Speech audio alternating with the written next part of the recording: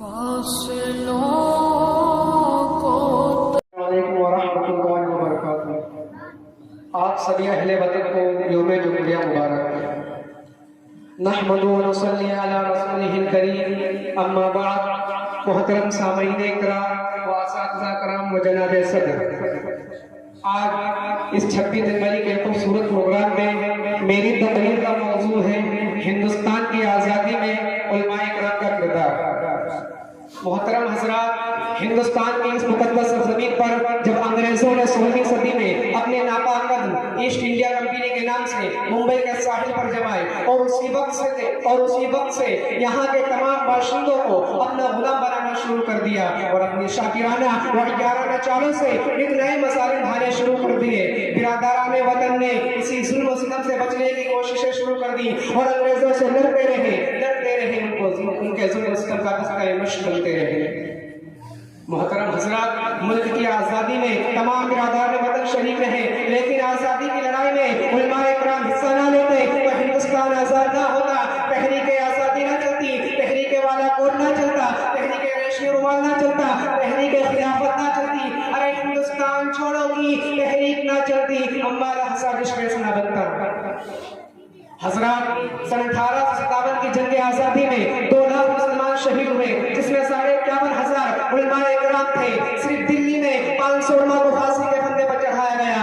آئیے ایک بات آپ کو بتاتا چلوں کہ وائسرائے برطانیہ نے اپنے ہندوستانی مشیروں سے رائے طلب کی کہ بتاؤ ہندوستان میں تمہاری مضبوط حکومت کیسے قائم ہوگی۔ انہوں نے جواب دیا، یہاں سب سے بیدار مسلمان ہے، جنگ آزادی کی لڑائی صرف مسلمانوں نے لڑی ہے، جب تک مسلمانوں میں جذبہ جہاد ہے اس وقت تک ہم ان پر حکومت نہیں کر سکتے، اس لیے جذبہ جہاد کو ختم کرنا ضروری ہے اور اس کی بہتر شکل یہ ہے کہ ہندوستان سے علماء اور قرآن کو ختم کر دیا جائے، راستہ آسان ہو جائے گا۔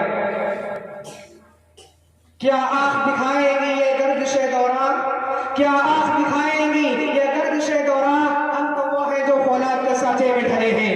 حضرات، سن 1860 میں ان کمبختوں نے قرآن کریم کے 3 لاکھ نسخے جلائے اور سن 1864 سے لے کے سن 1867 تک انگریزوں نے علماء کرام کو ختم کرنے کا فیصلہ کیا۔ ان 3 سالوں میں 14,000 علماء کو تخت دار پر لٹکا دیا۔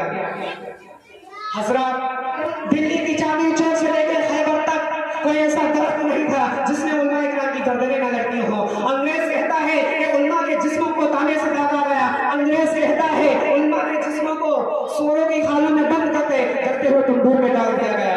یہ ظلمہ کو ہاتھیوں پہ کھڑا کر کے اور درختوں سے باندھ کر ہاتھیوں کو نیچے سے چلا دیا گیا۔ حضرات، لاہور کی جامع مسجد میں انگریزوں نے پھانسی کا پھندا بنایا تھا جس میں ایک دن میں 80 علماء کو پھانسیاں دی جاتی تھی۔ لاہور کی رابی ندی میں 80 علماء کو گولیوں میں بند کر کے ڈال دیا جاتا، پھر اوپر سے گولیوں کا نشانہ بنا دیا جاتا تھا۔ حضرات، وہ انگریز کہتا تھا کہ جب میں اپنے دلی خیمے میں لوٹا تو مجھے مردار کی بدبو محسوس ہوئی تو میں پیچھے چلا گیا کہ کیا دیکھتا ہوں کہ آگ کے انگارے دہک رہے ہیں اور 40 علماء کو لا کر ان کے کپڑے اتار کر انہیں آگ میں ڈال دیا گیا۔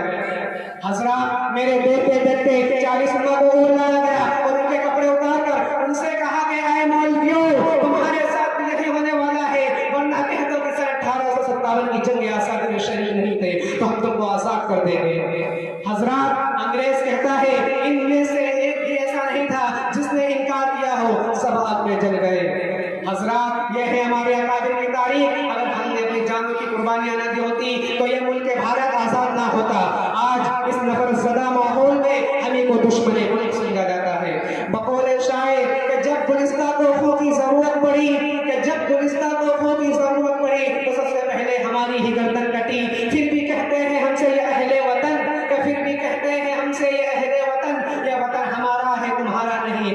آئیے اس شعر کے ساتھ اپنی بات کو ختم کرتا ہوں کہ طاقتیں تمہاری ہیں اور خدا ہمارا ہے، کہ طاقتیں تمہاری ہیں اور خدا ہمارا ہے، عکس پر نہ اتراؤ، آئینہ ہمارا ہے۔ عمر بھر تو کوئی بھی جنگ لڑ نہیں سکتا،